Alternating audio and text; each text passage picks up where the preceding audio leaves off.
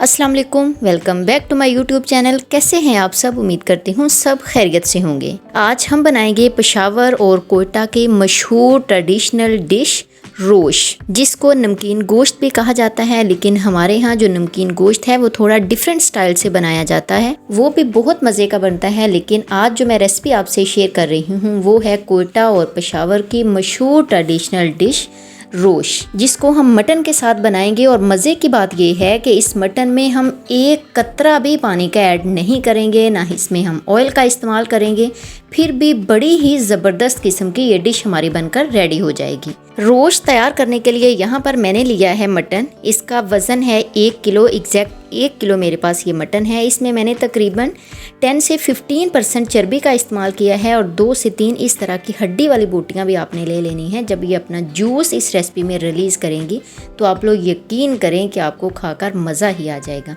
तो देखें, मैंने थोड़ी सी इसमें चर्बी ले ली है, बोनलेस बोटियाँ भी ली हैं और हड्डी वाली बोटियाँ भी ली हैं। इसके ऊपर मैंने डाल देना है 1 टेबल स्पून भर के नमक का। अच्छे तरीके से हम इसको मिक्स करेंगे। नमक लगाने के बाद अच्छे तरीके से हमने इसको मसल देना है ताकि एक एक बोटी के ऊपर नमक अच्छे तरीके से लग जाए।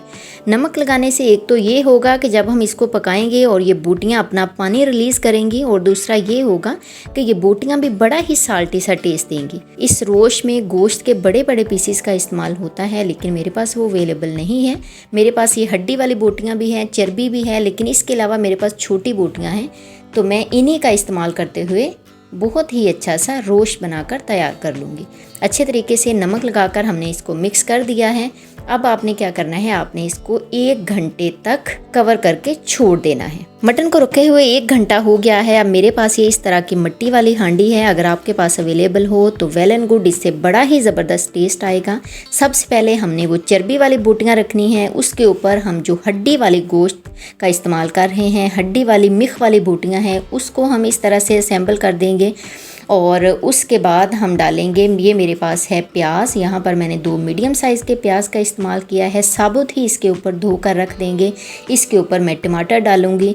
अगर आपके पास मीडियम साइज़ के टमाटर हैं तो आप साबुत ही रख दें, अगर आपके पास बड़े साइज़ के हैं तो आप उसको दरमियान से कट करके रख लें। मेरे पास एक लार्ज साइज़ का टमाटर था तो मैंने इसको दरमियान से कट करके वो रख दिया है। इसके बाद ये मेरे पास देसी लहसुन है, इसके फूल मैंने ऐसे ही इसके ऊपर रख दिए हैं। इनको अच्छे तरीके से आपने वॉश कर लेना है।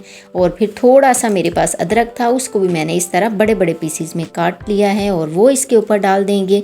3 से 4 सब्ज़ मिर्चें मैंने ले ली हैं, इनको भी धोकर इसके ऊपर डाल देंगे। और लास्ट पर हम क्या करेंगे, ये 8 से 10 मेरे पास काली मिर्चें हैं, इनको भी हम इसके ऊपर डाल देंगे। इसके अलावा हमने कोई मसाला ऐड नहीं करना। यहाँ पर आपने नमक भी ऐड नहीं करना, क्योंकि नमक हमने ऑलरेडी गोश्त को लगाया हुआ है। अब हांडी के ऊपर वाला जो हिस्सा है, इसके ऊपर मैं थोड़ा सा इस तरह से आटा लगा दूंगी, ताकि जब हम इसको कवर करें तो हमारी हांडी बिल्कुल सील पैक हो जाए, क्योंकि हमने इसके अंदर एक कतरा भी पानी का ऐड नहीं किया। जो गोश्त पानी छोड़ेगा उसके अंदर ही ये हांडी हमारी बनकर तैयार होगी। इस हांडी में आपने पानी का इस्तेमाल बिल्कुल शामिल नहीं करना। अगर आप चाहते हैं ये जो रोश है ये बिल्कुल हैदराबादी और पेशावरी स्टाइल का आप लोग खाना चाहते हैं, तो आपने इसमें ना ऑयल का इस्तेमाल करना है, ना घी का इस्तेमाल करना है, और ना ही आपने इसमें पानी का इस्तेमाल करना है। मटन ने अपना ही पानी रिलीज़ करना है। और इस डिश को, इस हांडी को हम बहुत ज़्यादा लो फ्लेम पर पकाएंगे और इसकी भाप बनती रहेगी। उसी भाप के अंदर ये हमारा रोश बनकर तैयार हो जाएगा। तो देखें, अच्छे तरीके से मैंने इसको कवर लगा दिया है। कवर लगाने के बाद अब आपने क्या करना है, इसको चूल्हे पर रखकर 5 मिनट आपने मीडियम फ्लेम पर इसको इस तरह से पकाना है।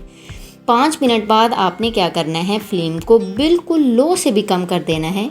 ये देखें, मैं आपको दिखा रही हूँ, आपने इतना फ्लेम रखना है और इसको 2 घंटे से 2.5 घंटे तक इसी फ्लेम पर आपने आहिस्ता आहिस्ता पकने देना है। इस रोश को मैंने तकरीबन 2 घंटे 35 मिनट पकाया है। और अब देख लेते हैं कि इसकी कंडीशन क्या है, इसकी सिचुएशन क्या है। यहाँ पर आपने ध्यान से इसके ऊपर ये जो आटा हमने लगाया था, एक साइड से आपने इस तरह से खुरेद कर उतार देना है। आप छुरी की मदद से या इस तरह चमचे की मदद से इसको उतार सकते हैं। और फिर आहिस्ता से आपने इसका ढक्कन उठाना है। और देखें, ये कंडीशन है हमारे रोश की। बड़ा ही ज़बरदस्त हमारा ये रोश बनकर तैयार हुआ है। इस स्टेज पर आप लोग चेक कर लीजिएगा कि कहीं मटन आपका कच्चा तो नहीं है। लेकिन जितना टाइम मैंने लगाया है, अगर इतना ही टाइम देंगे तो कभी भी आपका ये रोश, ये मटन कच्चा बिल्कुल नहीं रहेगा। तो ये इसका पानी चेक करें, इसकी ग्रेवी चेक करें। ये है जी स्पेशलिटी रोश की। अपने ही पानी में, अपने ही जूसेस में ये रोश बनकर तैयार हुआ है। हमने इसमें कुछ भी ऐड नहीं किया, कोई मसाले ऐड नहीं किए, सिर्फ टमाटर, प्याज और लहसुन का इस्तेमाल हमने किया है। इसमें हड्डी वाली बोटियाँ मैंने इसलिए डाली थी कि उनके अंदर से मिख निकलेगी और इस रेसिपी में उसका टेस्ट बड़ा ही ज़बरदस्त आएगा। आप ये कह सकते हैं कि जो हमने थोड़ी सी चर्बी इसमें डाली है और जो हमने हड्डी वाली बोटियाँ इस्तेमाल की हैं, उनकी मिक्स से ही ये हमारी रेसिपी बनकर तैयार होगी। तो आप खुद सोचें कि जो रेसिपी मिक्स के अंदर बनेगी, चर्बी के अंदर बनेगी, और उसका क्या नेक्स्ट लेवल का टेस्ट होगा। यकीन करें इतनी मज़े की ये रेसिपी मुझे तो लगी है, जब मैंने फ़र्स्ट टाइम इसको ट्राई किया है, कि मैं आपको बता नहीं सकती। आप लोग भी मेरे कहने पर ही एक दफ़ा इसको ज़रूर ट्राई कीजिएगा और मुझे यकीन है कि आप लोगों को भी ये रेसिपी बहुत ही पसंद आएगी।